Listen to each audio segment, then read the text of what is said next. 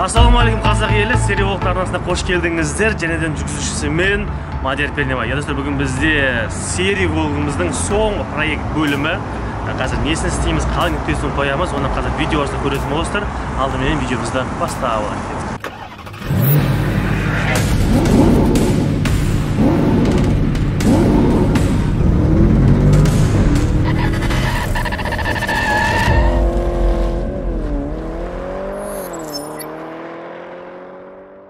Қапаттан құрметті көрермендер, жалпы осы сериологты мен алғалы, және де каналды ашып, видео түсіргелі, шамамен қателеспесем 30-40 бөлім шығыпты. Қанша душамды салдым, не санмадым десеңіздер сначала. Сонда қазір видео барысында мен сіздерге толық обзор жасап көрсететін боламын.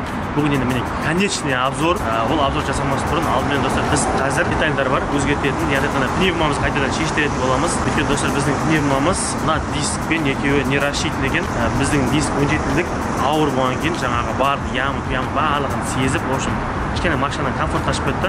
Негізі мен басқа бір күнде пневмамен жүрген досымды айдаған кезде жұмсақ кайфпен жүрді пневма деген. Өзіме де қызығып салғаннан кейін менде ондай болған жоқ, ондай әсер ала алған жоқпын. Сол себептен қайтадан бүгін шешетін боламыз. Қайтадан өзің заводской өзің 4-50-лік Астон фирмасының стойкаларын орнататын боламыз. Аттак былай негізі полный механизм, жаңағы компрессор, астында тартылып тұрған шлангелер барлығы сол қалпында қалады. Просто 4 стойкасын шешеміз, өзін заводскойын салатын боламыз. Сондай-ақ біз салонға полный чехол заказ беріп қойдық достар. Чехолымыз бүгін келсе, барлығын орнатып, жайғастырып, салонға кішкене вид беретін боламыз.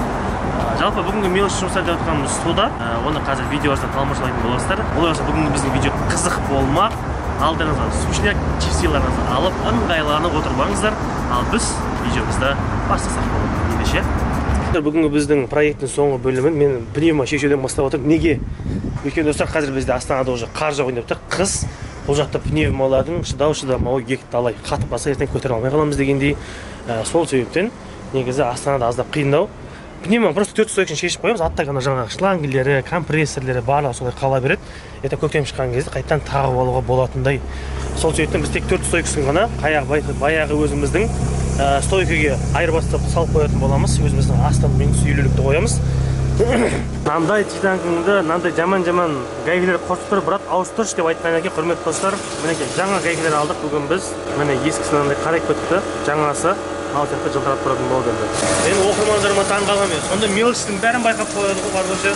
Сондай достар, мінекей қазір қыс келіп жатыр. Өйткені пневмадан кейін біраз ходовка шашат жерді. Мінекей оригинал таза Лада заводтан шаровыймен жаңағы рулевой наконечниктерін ауыстырып жіберейін деп отырмын.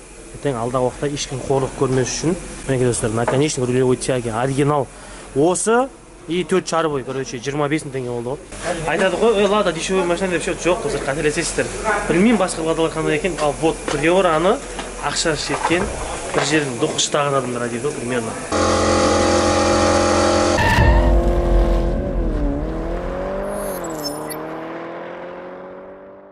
Алты құрметті достар, келесі бізде ол әрине салонның сәнін ашатын чехолдар. Мен негізі машина алған кезде өзі бір чехол қойдым да, мындай. Просто чехол. Сонымен әлі жүрмін достар, 3 жыл болды. Алдыңғы 2 сиденьені ауыстырғанбыз, білесіздер, бізде Kia Optima'ның электронный, натуральный, кожаный сиденьесі тұр. Мен оған енді мынандай эко-кожалар чехол таққым келіп тұрған жоқ, өйткені өзінің кожасы әдемі. Мен оған просто біз артқы сиденьемен бірдей болып тұрсын деп, мынандай ромбик суретте, ромбик стилде мінекей галстук чехолдар алдық. Алдыңғы сонда бізде 2 сиденьеде мынандай галстук болып тұрады. Қазір салған кезде көрсетемін. Ал мына артқы сиденьеларды эко-кожамен біз полный қаптайтын боламыз. Бұның да мінекей рисуногы ромбик стилде, барлығы тігістері, барлығы қап-қара чисто, алдымен арты бірдей болып тұрсын деп осындай қарасын алдырдық. Бұл жерде негізі мен бұл чехолды алмас бұрын достар, жаңағы чехол өзі сенің сиденьеңді өлшеп алады, сол размер бойынша чехол тігіп беретін деген сөйлестім. Олар примерно 150 мың теңге бағалады. Алдыңғы 2 сиденьнің басқа марка болса да соған байланысты соның размермен тігіп береміз дегендер болды. Бірақ енді бекеге расход. Натуральный кожасын шешіп беріп, ортасында орнына эко-кожа тақып қойғаным вообще ойға сыйымсыз. Сол себептен достар, алдыңғы өзінің кожасын қалдырамыз, арқасынан андай алдырған эко-кожалы чехолды қаптайтын боламыз. Қазір мінекей біз өзіміздің приорамыздың артқы сиденьеларын шешіп алып келдік. Қазір енді інім екеулеп жақсы әдемілеп қаптайтын боламыз. Ендеше приехали, малиновая Лада, малиновый закат, хотела на Канары, везут тебя замка. Холодный, как Россия, красивый, холостой, тебя все звали с ними, а поехала со мной. Алда достар, мінекей қаптап қойдық. Артқы спинкамыз мінекей бізде осылай болады. Және де жаңағы ана жақта бізде мінекей отыратын жер қаптап қойдық. И және де алдына галстук тағамыз, соңында нәтижесін көрсететін боламыз. Подголовниктар бізде мінекей. Мына жерде чехолда өзінен тесігі жоқ екен. Соны өзіміз теседі екенбіз. Соны қазір.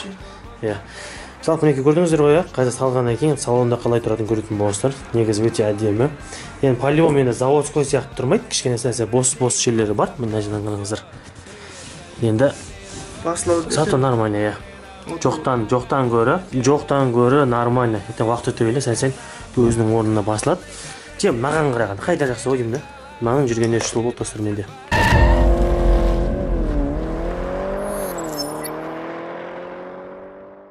Алтай олыс достар, мінекей алдымен сізге обзорды көрсетпестен бұрын көлігіңізді жақсылап шайып алайық. Әйтпесе аздап шаң болып жатыр. Кішкене әдемілік көрсетейік. Дөңгелектер өздері лай. Сол себептен қазір біз мойкаға қалдырып кеттік достар. Жуып дайын болым дегенше, менің қазір сіздерге арнап қойған бір-екі призларым бар. Соларды алып кететін боламыз. Соңында қазір бірер секундтан кейін, бірер минуттан кейін түсінетін боласыздар. Ал ойса, сағат бізде 11:39, бірақ Жәкенің өзі келмеген. Десек те, мінекей арайға келдік. Қалайсың, жағдай жақсы ма? Аман есен, шаршам. Енді арай бізге қараңыздар, ең мықты подаркалар дайындап беріп жатыр. Алдыңғыдағыдай бізде сол баяғы AirPods 3, Apple Watch сағаты, ультра жаңағы ішінде ремешок комплектте жүреді. 8 беді? 8. Сосын AirPods Max, үлкен наушник білесіздер. Ашылмаған, және де фен Dyson. Сосын тағы не қосамыз? Енді соны ойланып тұрмыз қазір. Тағы да бір мықты бір зат қосамыз қазір достар. Бірақ бізде достар вариантта Алиса станция тұр. Станция Алисалар. Оны енді ертең жеңіп алған адамдар өздеріңіздің аккаунттарыңызды қосып, смело Алиса играй деп қойып жүре бересіздер. Болды, онда осыны есептесе берейік. Сіздерден осы 4-еуін алайық. Ал мінекей бытовой техника сататын дүкенге де келдік.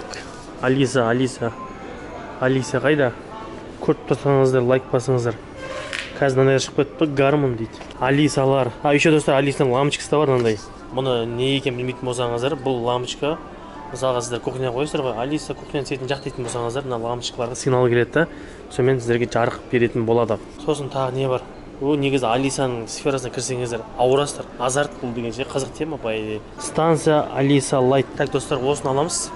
Негізі өте керемет құрылғы, біздің үйде де осындай бар. Кайфына мен сөйлескенше.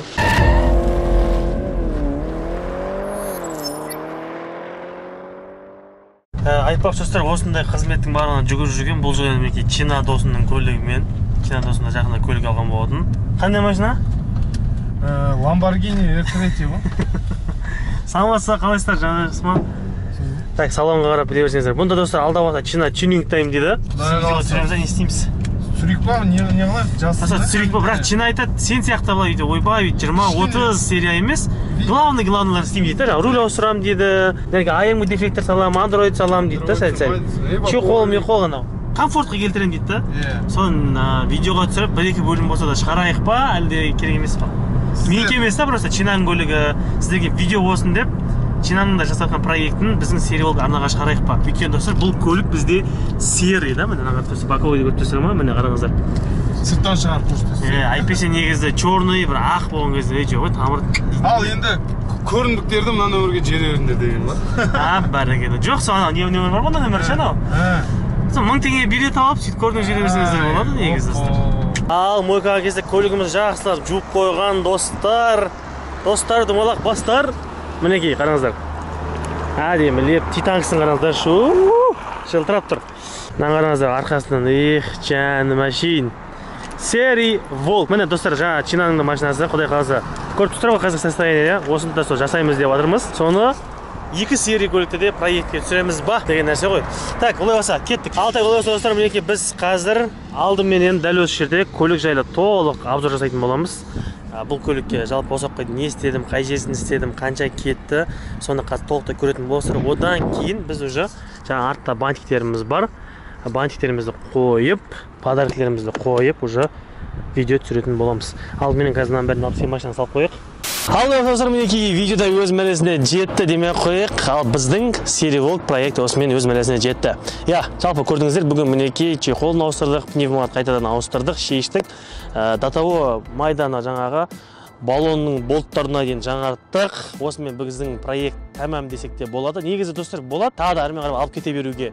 Бұл Lada көлік дегеннің ешқашан да нүктесі қойылмайды. Әркім енді өз қалай жинайды, соған байланысты нүктесін қоя беруге болады. Ал менің ойымдағы көлік жиналды. Құрметті достар, дәл осы проектті жинауға менің 3 жыл еңбегім кетті. Әрине оны өздеріңіздің көз алдарыңызда жинадық, білесіздер. Барлығын осы серия Волк анадан төмен жақтан бастап көре аласыздар. Жалпы бұған дейін біздің көлігіміз қандай болды, оны білетіндері бар, білмейтіндер үшін мен қазір аздап фрагментті қоя кетейін. Жақсылап тамашалап алыңыздар. Серебристый ішіндегі бүкіл көрініп тұр, дым жоқ, бәрі көрініп тұр, әлем көрініп тұр. Дискісі простой статус, және де кішкене сырылған жер бар.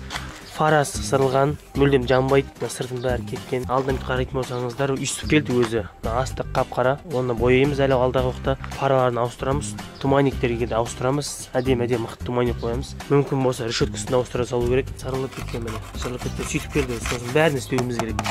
Былай қарап тұрсаңыз, косметикасына көп қаражат кетуі де мүмкін, бірақ амалғанша және де мынаны алып тастаймын деп ойлап жатырмын. Мынаны алып тастап, SI дегенді қойып қойсақ, лобовой айнасы деген ол алдыңғы айна. Мынаны қараңыздар, резинасы қашқан, мызылған, трещинасы бар. Мынау, в общем, дворнигі мүлдем нашар сүртеді. В общем, айтқанда состояниесі кішкене нашарлау. Осының барлығын біз істейтін боламыз. Ал арқасына келетін болсақ, арқасында мынау менде сұр болатын. Мынаны бастапқы 1-2 видеоны байқасаңыздар, мынау сұр ет баста. Мынаны қараға уже ауыстырдым. Енді фаралардың Priora 2-ге ауыстырам. Priora 2-ның фарасы қалай болады? Мына точка-точка жанады. Priora 1-ның фарасы. Бамперін ауыстырам. Бұл Priora 1-ның бампері, Priora 2-ның бамперін қойып болсам, кішкене машинаға вид кіріп әдемі болып қалады. Мен тонировкасын қараңыздар. Ішінен барлығы көрініп тұр. Арзандық жұқа тонировкаға қосылған қалың қап-қарасын қойдыру керек. Салон жағында не бар? Бізде мына чехол жоқ еді. Мына чехолды өзім қойып қойдым уже. Сосын рөлін де чехолын ауыстырып қойдым.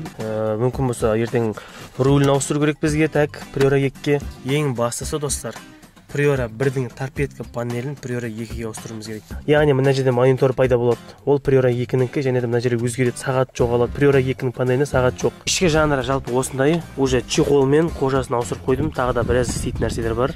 Сондай-ақ менің көлігімнің тағы да бір ерекшелігі достар, буфері бар. Осыны барып қостыратын боламыз. Пока что ол істемейді. Ударны көрмейді, тек қана колонка ғана. Осыны қостырып, в общем, әдемі істейтін боламыз. Ал тюнингте не жасайтынымыз барын толықтай түсіндіріп кеттік. Ал енді осының барлығын ақырындап жасайтын боламыз. Ал достар, мінекей көргендеріңізде, жалпы бұл көлік характеристика айта кетейік, 2009 жылғы самый простой көлік.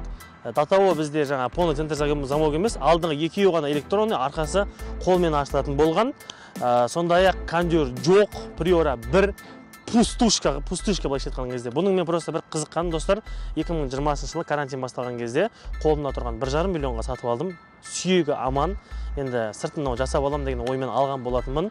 Мінекей уақыт өте келе осындай кереметтей көлікке айналдырдық. Ал қай жерін өзгертті, қалай не болды, толыққанда айтатын боламыз ендеше.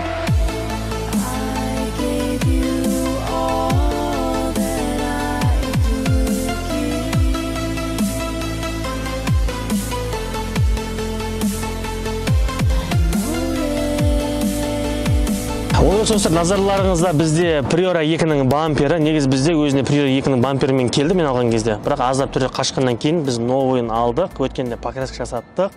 Енді есептей беріңіздер. Priora 2-ның бампері 30 000 теңге краскасымен бірге. Решетка достар, соты решетка, полный глянцевый. Молдингі бізде 7 000 теңге, ал решеткаларымыз 12 000 теңгеден. Алдына 2 жаңа фара алдым. Бірден көлікті алған кезде, өткені біз бастапқы жаңа сіздер көрген фрагментте фара өте шаршап қалған болатын. 2 фара 15-15-тен 30 000 теңге алған болатын. Сондай-ақ туманка достар, 7 линзалық LED туманка. Мына туманканы қосатын болсаңыздар, ближнейді қажет етпейді. Бұның бағасы бізде 25 000 теңге парасы. Сондай-ақ Губа Барс. Бұл бізде 15 000, 17 000 теңген шамасында алған болатын Ресейден. Сондай-ақ полный покраска, подномерник бізде светящий. Қазір уже жанбайды, мен уақыт өте келе өзім ажырат бастадым. Негізі баста бұл жанып жүретін. Қазір уже мода болмай қалды ма, хит болмай қалды ма. Бірақ серия Волктен ат жазылып тұрғаннан кейін алғым келген жоқ, осылай қалдыра бердім. Вроде алдынан көріп тұрғандарыңыз осылай. Сондай-ақ бізде LED салынған дальныйға. LED-тің өз бағасы 30 000 теңге. Не халям-балям, нормальный LED. Анау 0,77 сом встречай деп смело видео түсіре берсеңіздер болады. сондай ближнейде бізде асырам тұр, аппақ болып жанатын. Және де достар, мұнда бізде по технический характеристика мен ештеңесін өзгерткен жоқпын, бірақ полный ходовкасын, коробкасын және де моторның полный капремонт жасалынған. Былайша айтқан кезде капотынан кіріп кулсаңнан шықтым ғой мен 3 жылдың ішінде. От души, до того жүрегімнің жартысын салып жасадым мына көлікке ше. Сондай-ақ бұл жерде өзгертілмеген тек қана мотордың жаңағы сыртқы корпусы дейді ғой, головкасы, блогы деп айтамыз, не деп айтамыз, сол ғана өзгертілмеген. Ата ішінде поршын, шатун, кольц, мольц, датчик, матчик бәрі жаңарған достар. А так технический состояние барлығы сток, ештеңе турбо-мурбо ештеңе жоқ. Бірақ бізде ходовкадан минус 50-лік Астон фирмасының стойкаларын салған болатынмын. Ол деген бізде обычный өзінің ладанкіне қарағанда ұзағырақ жүреді. Ладанка бізде газомасляный болып келсе, мұнда бізде просто масляный ұзақ қайтын шыдайды. Анау-мына ямы ұстаған кезде аты жері бермейді.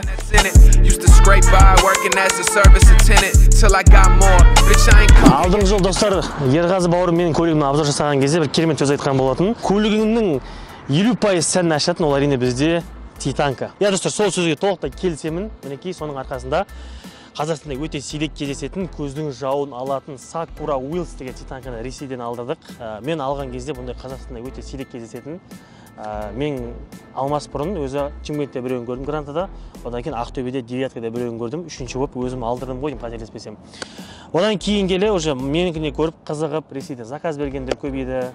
Одан кейін тіпті ол былай тұрсын Қазақстанның дүкендеріне де сатылымға келе бастады. Қазір уже 10 шақты машинада бар примерно. Мен жалғызым деп айтпай қойын. Астана қаласында менің көз алдымда бір Грантада көрдім, сери Гранта. Ол да менікіне қызығып, Ресейден алдырып, заказ беріп салдырып алды. Жалпы достар, бұл Титанканың бағасы бізде 400 мың теңгеге шықты. Қазір білмеймін қанша болып жатқанын.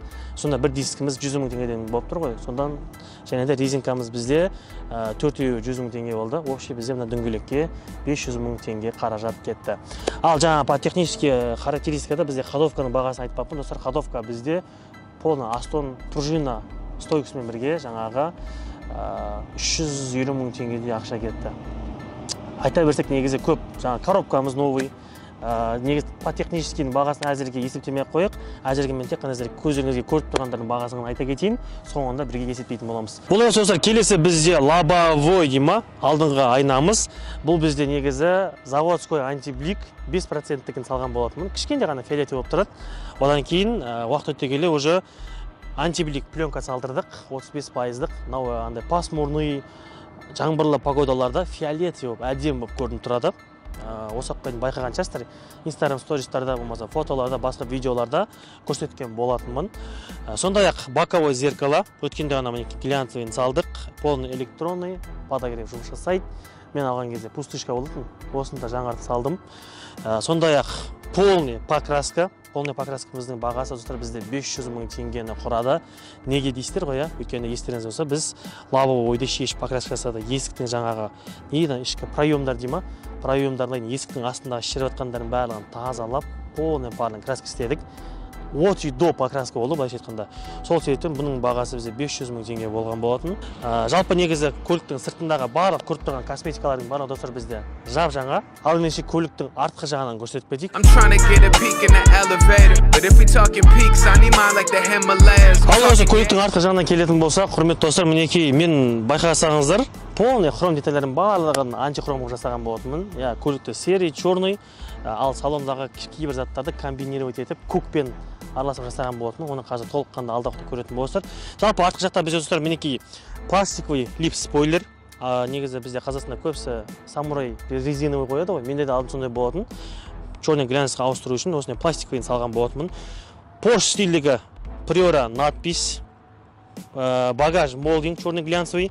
Сондай-ақ анти-царапка. Бұның негізі пайдасы өте көп. Багажа жүк саған кезде, жүк түсірген кезде бамперіңіз сырт кетпеу үшін пайдасын тигізеді. Сондай-ақ жаңа артқы екі стоп фарлары, Priora 2-нікі оригинал. Құрметті достар, бұның бағасы бізде қателеспесем біреуі 25 мың теңгеден ба, 23 мың теңгеден ба болды, қателеспесем. Сондай-ақ диффузор, Priora 2-нің глянцевый стилі диффузор, және де катафот. Катафотымыз бұл бізде габарит, және де тормозов жанады. Сондай-ақ партроник біз өзіміз орнатқан болатынбыз. Өйткені жаңа айтып кеттік қой, біздің көлігіміз пустышка болатын. Партроник, задний вид камера, көздің яғни айтқанда жүргізушіге комфорт сезіндіретін барлық жағдайда жасаған болатынбыз. Жалпы артынан айта кететін нәрсе осы. Қазір осы мезетте кейбір адамдар сұрауы мүмкін, брат, айтшы гулша жоқ па деген сияқты. Достар, бұлына бізде Subaru Sound болмаса Singer деген сияқты қондыру ойда болған, бірақ негізі әркімнің вкусы әрқалай. Кейбір сондай достарым болды, қондырып жүрген айдап көрдім. Қатты шум естіледі екен, сол себептен ондай керек емес деп осы қалпына қалдырған болатын. Бірақ десек те алдында бізде катализатор жоқ, прямой полк қойып қойғанбыз. Соның өзіне де дауысы чем заводскойға қарағанда, Subaru Soundқа қарағанда орташа шығады. Арылдайтын кезде арылдайды, тыныш тұратын кезде тыныш тұра береді. Жалпы құрметті достар, арқасынан айта кететін дүние осындай. Сондай-ақ мұнда бізде багажда музыка орналасқан аппарат. Біздің басты спонсорымыз мінекей Dell Audioның арқасында сериялық осындай керемет музыка жинадық. Жалпы толыққан айта кетейік, мұнда достар бізде AGM орналасқан, литий емес, AGM көп шатастырады екен. 120 амперлік, мынаның өзі қайда жетіп жатыр. Сондай-ақ 1700 ваттық Phoenix-тің бас мешин деген буфер орналасқан 12 размерде. Және де усилитель. Мұнда бізде фронттың 2750 қателеспесем, 2750-лік усилитель орналасқан. Ал буферге бізде 2 каналды 2000 ватты усилитель бар. Және достар, бізде алдындағы 2 пара пешалкеге 4-те 250 деген усилителіміз бар. Сол орналасқан. Жалпы бізде мынандай музыканы шыңғыртып тұру үшін 3 усилительді қондырдық. Және де мына жерде бізде дистрибьютор бар. Алдынан бізде тек қана бір плюс-минус тарттық. Осы плюс-минус осы жерге жалғап, қалғандардың питаниясын осы жерден тарқатып беріп отырамыз. Өте пайдалы дүние. Автозвукқа келіп жатқан жандар болса, осындай затты қондырып алыңыздар. Сондай-ақ достар, бізде запасканың орнында, әрине бізде пневма бар. Мінекей достар, бізде запасканың орнында алдыңғы видеода көргендеріңіздей пневмамыз тұр. Барлығы солай қалдырдық. Жаңа айтып кеттік қой, тек 4 стойкасын ғана ауыстырып қойдық. Достар, егер де ертең алдағы уақытта жеңіп жатқан адамдар болатын болса, пневмамен жүресің ба, стойкамен жүресің ба, өз еркіңде біз барлығын дайындап қойдық. Ертең сіз пневма қойғыңыз келетін болса, тек 4 стойкасын ауыстырасыз да, сол барып тұрған шлангіге жалғап қойсаңыз болды. Олай болса, капотта айтатын дүниелер, багажда айтатын дүниелер осындай. Сондай-ақ өткен видеода біз Evapolic тіктірдік. Evapolicтің бағасы 15 000 теңге. Жалпы музыканың бағасын алдағы уақытта түсіндіріп кететін болам. Ал ендеше салонға көшейік.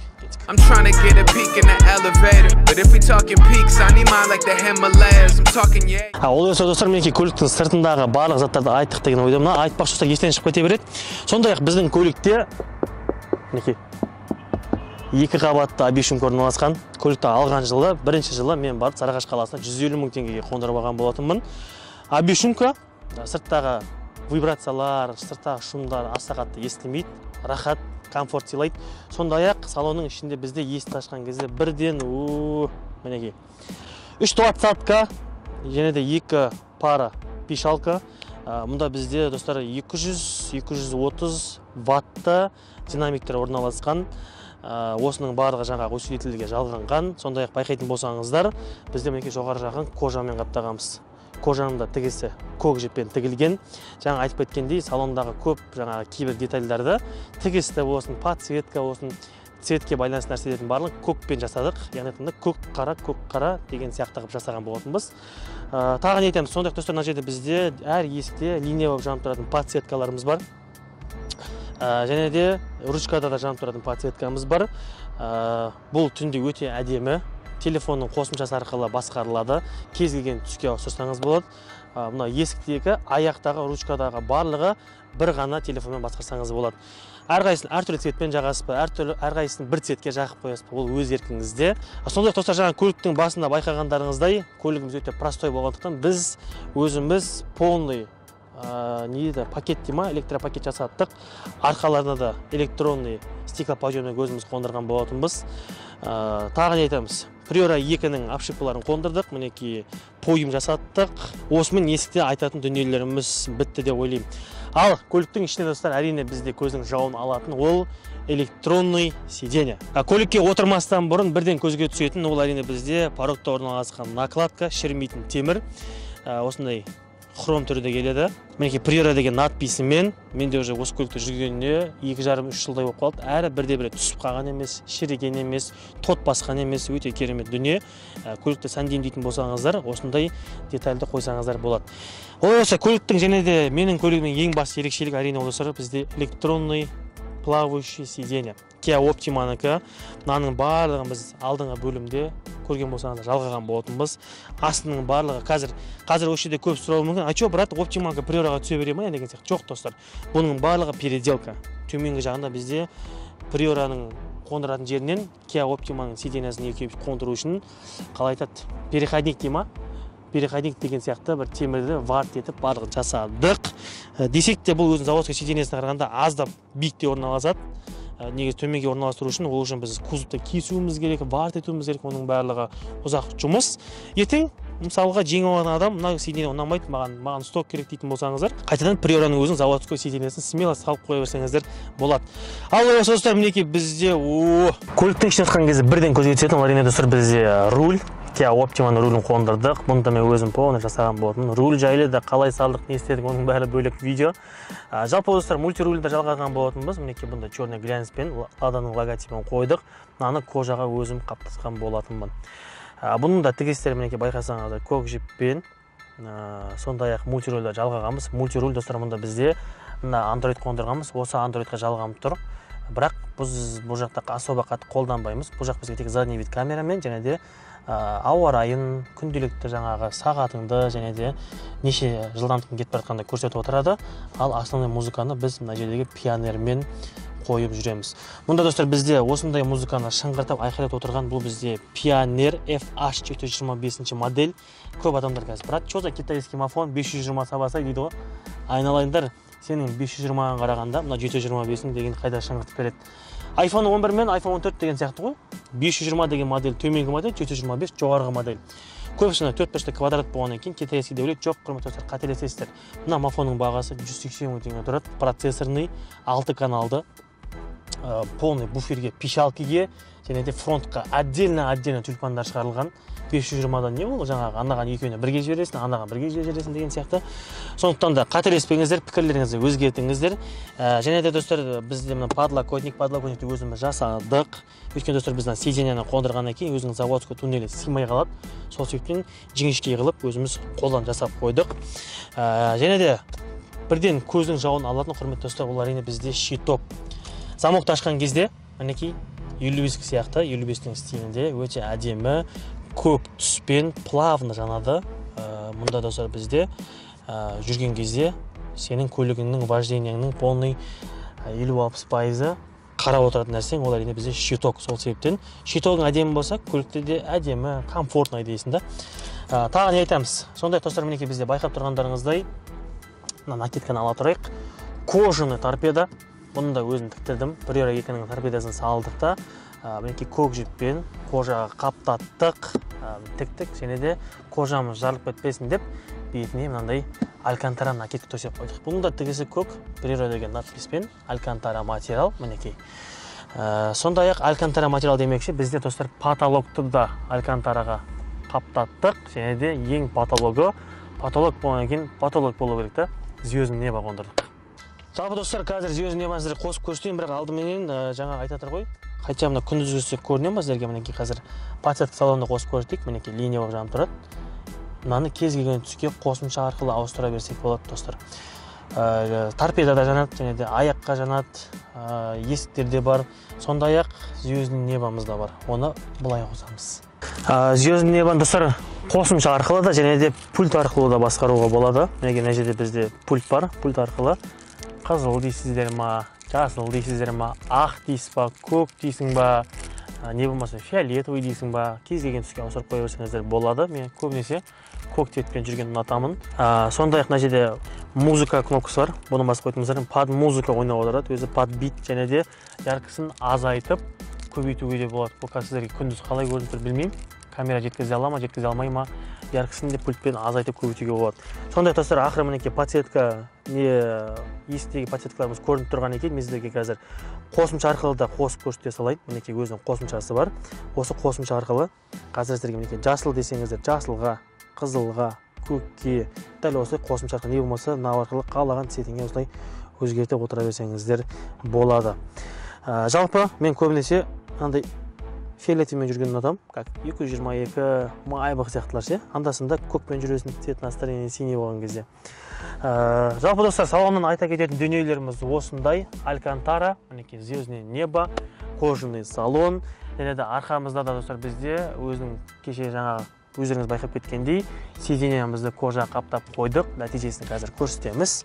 Сондай достар, жаңа пневма жайлы айтып жатырық. Пневманың кнопкасы қайда орналасқан деймеш үшін достар, мінекей бізде мынандай десятканың кнопкасын осылай тарттырып қойдық. Негізі бір жерге орналастыруға болады, бірақ орын жоқ. Сол себептен дәл осылай как пульт сияқты керек емес кезде бүйтіп тығып қоясың, керек кезде бүйтіп шығарасын, қолданасың, жатқызасың, тұрғызасың. Жалпы достар, мына жерде бізде подлокотникте 4 кнопка қалдырып кеткен болатын. Бұл бізде подсветка жаңағы есіктерге, сондай-ақ біздің сиденьяларымызды қозғалту үшін алдымен мына жерде біз питание береміз. Одан кейін достар, біздің сиденьямызды оңға солға мінекей жатқызып, тұрғызып осылай қолданамыз. Қолданып болғаннан кейін қайтадан питаниені өшіріп қоюымыз керек. Өйткені достар, аккумулятордан келіп жатқан 12 вольт қатты тоқ келіп, мына замокать етіп қою әбден мүмкін. Сол себептен қауіпсіздік үшін осы кнопканы қондырдық. Және де достар, мына жерге біз компрессордың кнопкасын қалдырып кеттік. Ауа жинайтын. Мінекей осылай басамыз, ауа жиналады. Ауа жинап болғаннан кейін өзі өшеді. Қайтадан бүйтіп өшіріп қойсақ болады. Мінекей мына жерде кнопкасы тұр пневманың. Осы арқылы біз мінекей дауыстарын естіп тұрсыздар ма? 4 дөңгелекке де шлангілері қалды. Ертең қоятын болсаңыздар, қайта жалғап қойсаңыздар істеп тұрады. Мінекей 4 шетіне де ауасы барып тұр. Көрдіңіздер ма? Ол осы тұр, мінекей салоннан айтатындар вроде осы алдынан, ал енді бізде арқасында не бар екен? Сыртқа шық. The kids buzzing, I'm trying to get a peek in the elevator. But if we talking peaks, I need mine like the Himalayas. I'm talking yay high, man, I never had a vertical limit. I ain't seen you put in work in a minute. I gotta put on for the family, that goes for every person that's in it. Арқадан отырып алып, звездный небоны подсветканы қосып қойсаң, майбақтарын онда комфорт бере алмай қалатын сияқты ғой. Ол достар, мінекей бізде обшивкада кожамен қапталған, мына жақта бізде 200-дік тонировка, сондай электронный стеклоподъемник. Негізі артқы дверный карттарда музыка қондыру ойда болған, бірақ кейбір адамдар, брат, не қыласың, керек емес. Алдында фронттың өзі жетіп жатыр дегеннен кейін ойымнан айныған болатынмын. Жалпы салонда бізде мінекей мына жақта да артқы порогыдан бізде шірімейтін темір накладкамыз орналасқан. Артында эко кожадан бүгінгі біздің қаптаған сиденьямыз бар.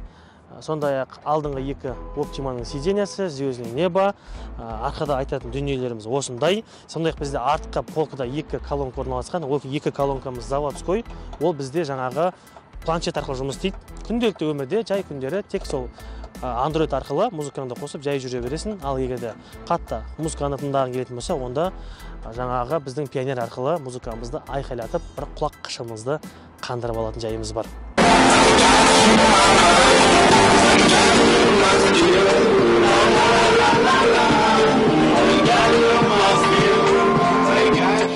Я достар, осылай көшеде кетіп бара жатқан кез келген адамның назарын өзіне қарата алатын аппарат орналасқан.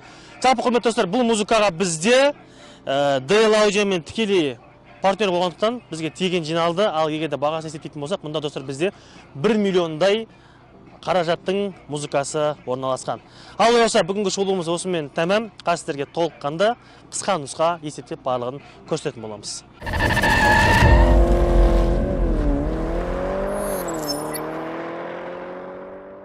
Ал осы есептеп көрейік, құрметті достар, алдыңғы мордадан бастайық. Бізде жаңа айтып кеткендей 2 фарымыз, құрметті достар, 30 000 теңге болады.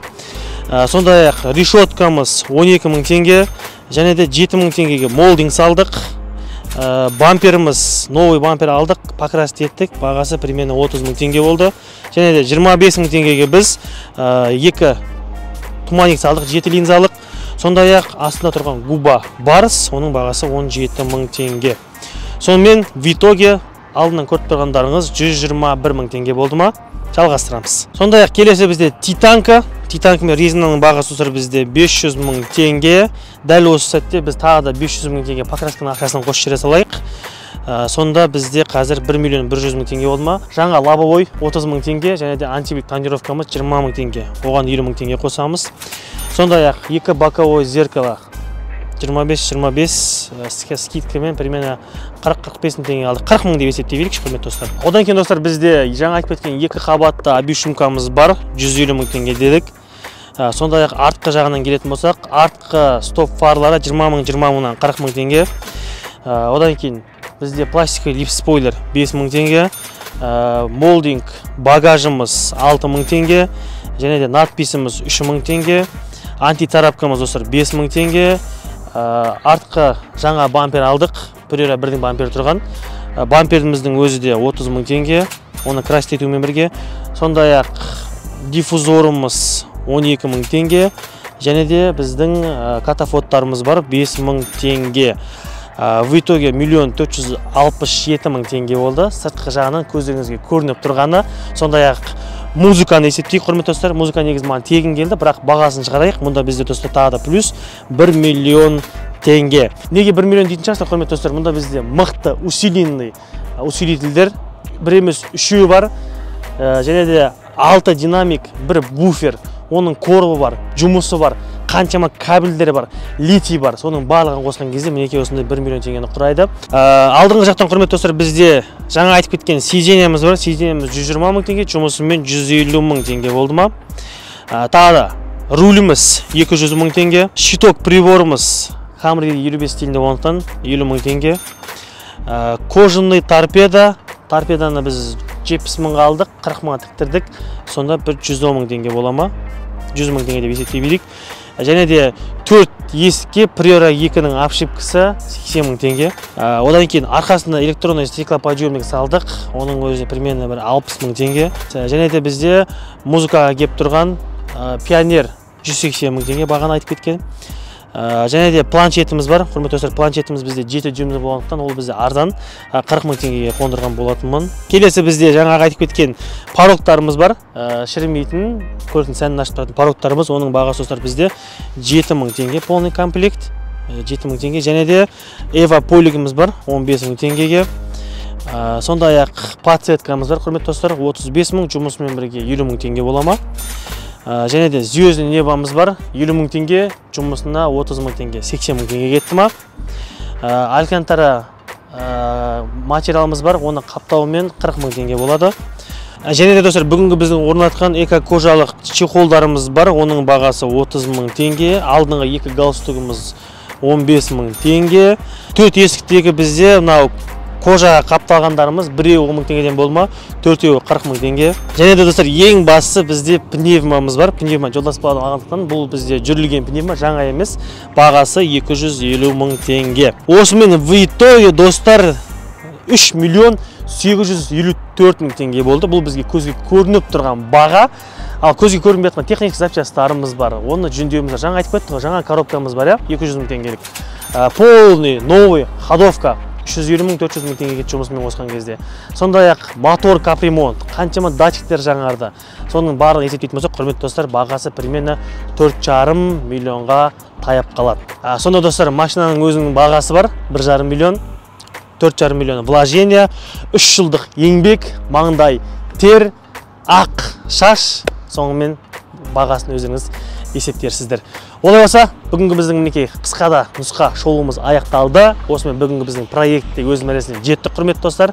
Және де енді бұл көліктен не істейсің деген жандар үшін, құрметті достар, жақында білесіздер, өзіміздің семеркамызда сіздердің араларыңызда бір жаңа табыстаған болатынбыз. Соның арқасынан мінекей осы көлікті де дәл сол сияқты табыстағымыз келіп жатыр. Толыққанды қазір түсіндіріп кететін боламыз.